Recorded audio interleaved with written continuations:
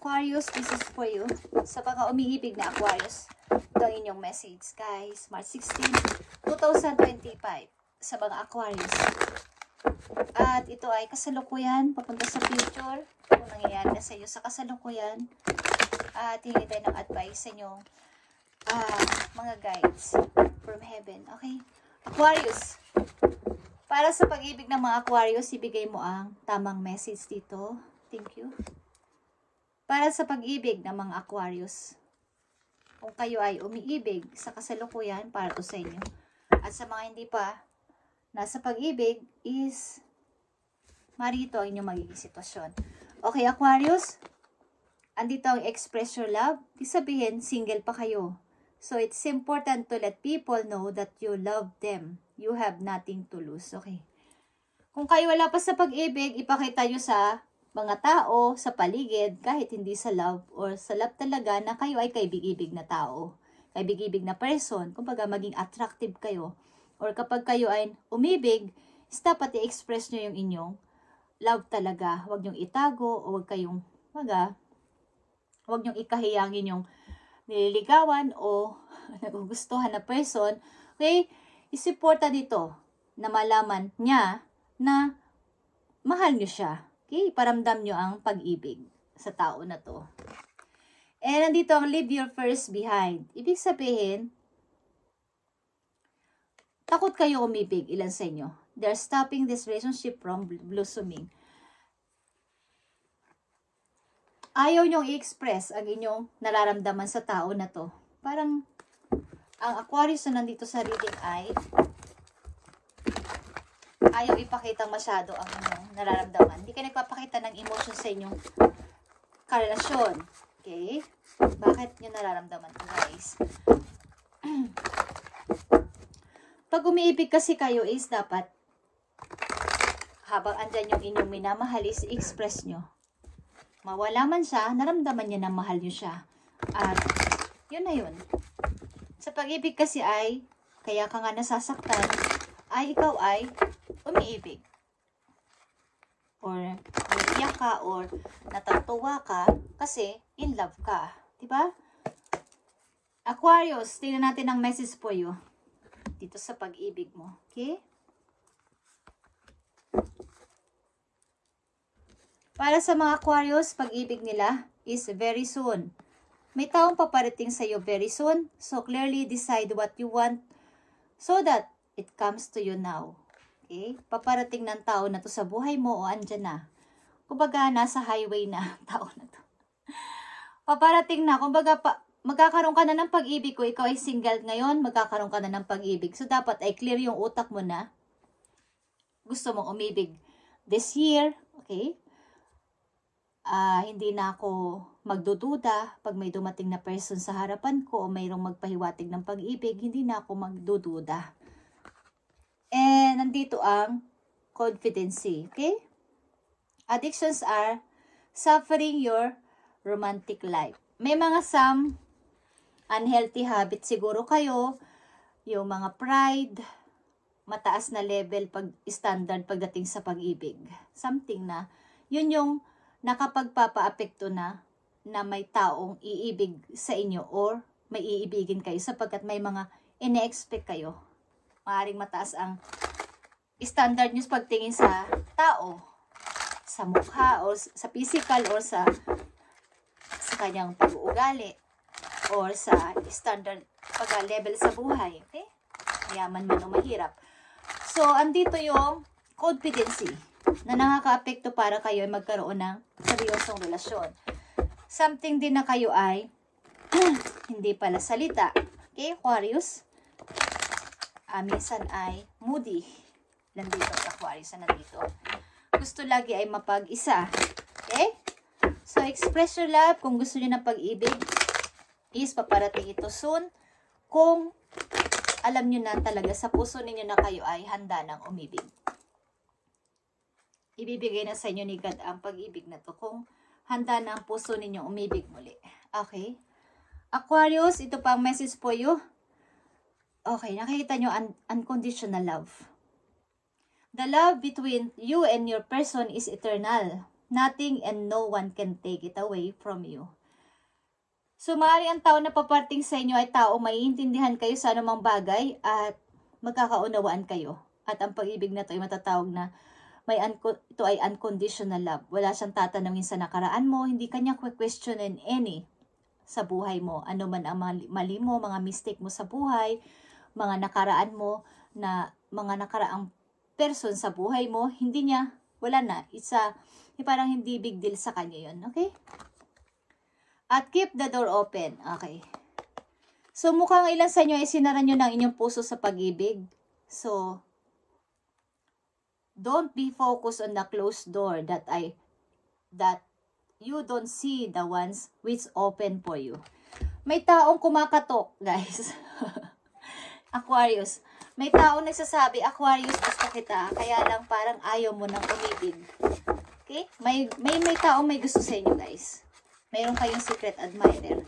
So, i-open nyo ulit ang inyong puso sa pag-ibig sapagkat kayo ay takot na magmahal. Takot na kayo at gusto nyo mapag-isa pa rin.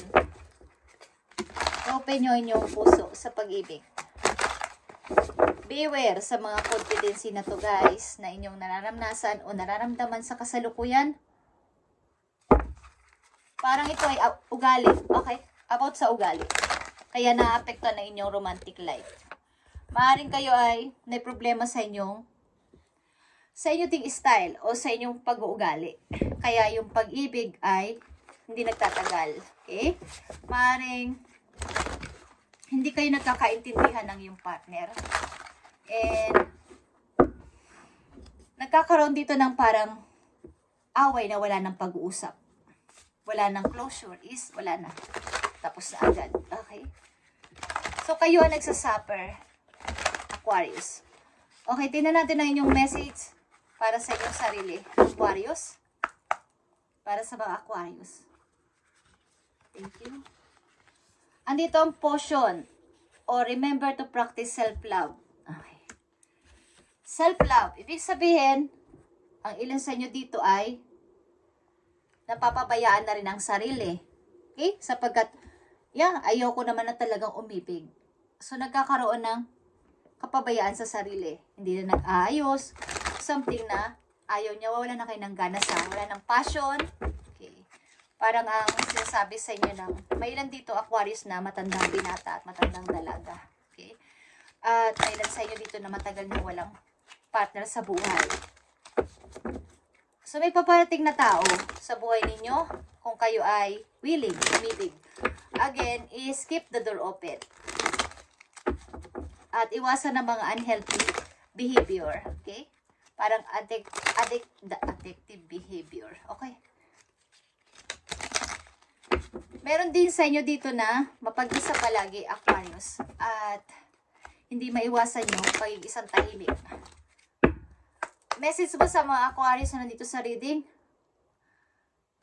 Base sa kanilang nararanasan sa ngayon, ibigay mo ang tamang message.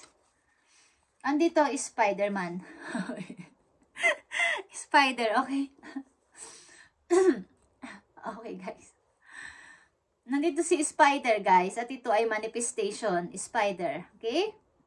You wave your web in life. Kumbaga, kayo yung gumagawa ng igagaganda ng inyong buhay. Kayo yung parang nananahi katulad ng spider. Okay? Kayong gumagawa ng sarili ninyong kapalaran. Aquarius, what to see before you is the result of your thoughts. Kung ano yung inyong iniisip, yun din ang lalabas na result. Diba? Kung ano inyong nasa isip, yun naman ang inyong sasalitain. Okay. Kung ano yung ginagawa ninyo, is yun yung nasa isip ninyo. Okay, guys? So, if your current reality does not suit you, then it's time to make changes through conscious manifestation. Your energy can bring an all to desire. Kung sa kasalukuyan ng inyong mga ginagawa sa buhay ay para ng boring, hindi na bagay sa inyo, hindi nyo gusto, is palitan ninyo inyong routine at mga style sa buhay, style sa pananamit, style sa lahat para kayong magkaroon ng pagtatransform. Okay? May darating sa inyong spider. Okay. Iwasan ninyong maging boring about sa pag-ibig. Something na magkaroon pa ng passion. Kung kayo ay gusto pang umibig is remember to practice self-love. Magkaroon kayo ng panahon sa sarili. Magpaganda ulit, magpapogi ulit, mag-ayos-ayos, okay? So, yan ang inyong message today, Aquarius, sa inyong pag-ibig. At nandito ang giraffe is reflection, okay?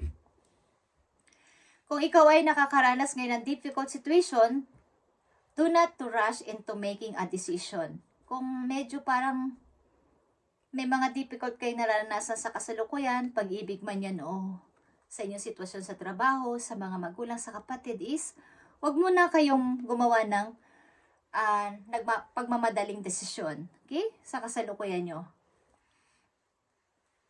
You are advised to turn the problem around in all possible manners before deciding on the solution. Kumbaga, balikan nyo ulit yung problem. Ano ba ang naging problema? Bakit naging ganito? Ano ba ang naging cause? Bakit ganito ang nararanasan ko ngayon? So, balikan nyo muna yung naging problema, araling mabuti, at bago kayo gumawa ng solusyon.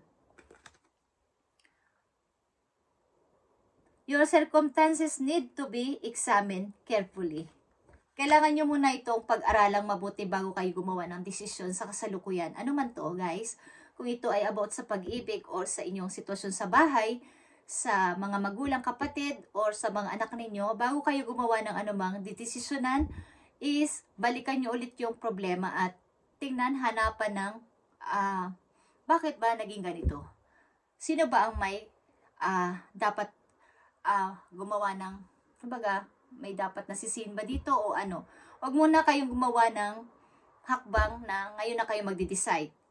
Okay? Sasagot ng oo o hindi. Or mayroon kayong aawayin or mayroon kayong pagsasalitaan.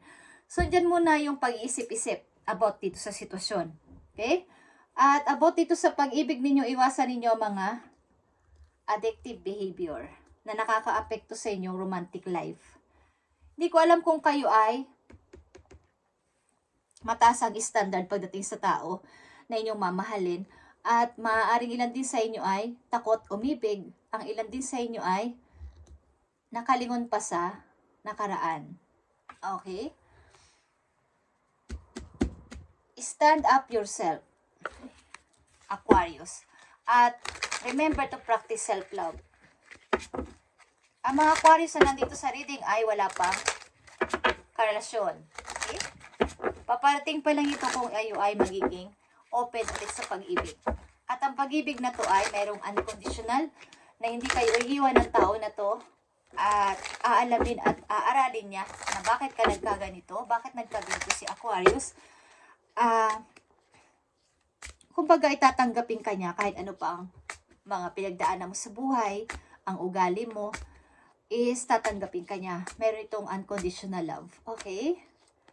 Tingnan natin ang message dito.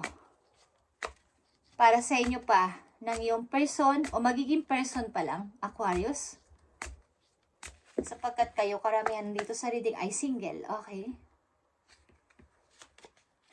So, nandito, I miss you. Okay? Or sa nakaraan, may nakakamiss na tao sa inyo, guys. Mayroong sa inyong nakakamiss na person. O ikaw ang nagsasabi nito, namimiss mo ang taong ito. Okay? But, andun lang kayo. Hindi kayo nagsasalita. Mayroong kayong namimiss na person. Either ito ay nakaraang person or tao na makikilala nyo pa. Okay. Tingnan natin to. Kung ano tong I miss you na to, guys, sa mga Aquarius.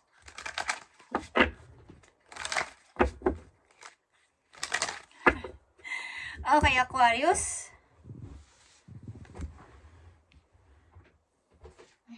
Okay. Yeah, kayo talaga ay single. At ang ilan sa inyo ay nagtatanong, humihingi ng guide sa universe na may tao pa bang magmamahal sa akin. Okay? Para sa mga Aquarius, ibigay mo ang tamang message dito para sa kanilang pag-ibig. Okay. Andito ang attraction, guys. Divine soul counterpart attraction transcends super speciality. superficiality, okay? So, superficiality. Okay. Maaaring pag kayo ay nagkatagpo ng person nito, andito yung attraction. Parang naa-attract agad kayo sa isa't isa. Both of you is nagkaroon agad ng parang love at first sight, okay? At ito ay powerful couple. Powerful ito. The power of love is like magnet drawing soul together. Para kayo na magnet o mamamagnet sa isa't isa ng person na to pag nakilala nyo. Ang problema lang dito sa inyo, Aquarius, ay competency. Ito ay about sa inyong behavior. Kaya nagkakaroon ng problema ang inyong romantic life. Hindi ko alam kung ano inyong pinapakita sa inyong karelasyon. Or kaya nagkakaroon dito ng maagang parang hindi tatagal ng isang relasyon, okay? Aquarius, is maaring kayo ay mataas ang standard sa pagdating sa tao, sa iibigin. Maaring kayo rin ay mapag-isa, ayaw nyo ng palaging maraming tao sa paligid. At kulang din kayo sa yung maging ma-attract again sa tao, mag-ayos-ayos, okay, Aquarius.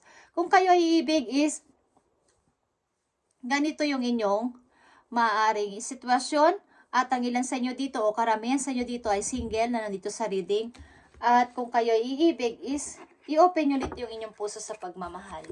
Keep the door open at huwag nyo nang ipagpilit ang pambuksan yung nakaraan. Okay? Pabayaan nyo nang nakaklose yan at nakalak na. Okay? At hindi nyo nakikita na may kumakatok sa inyo na Aquarius, pansinin mo naman ako. Meron kayong secret admirer, Aquarius. Okay? But ayaw nyo na siguro umibig.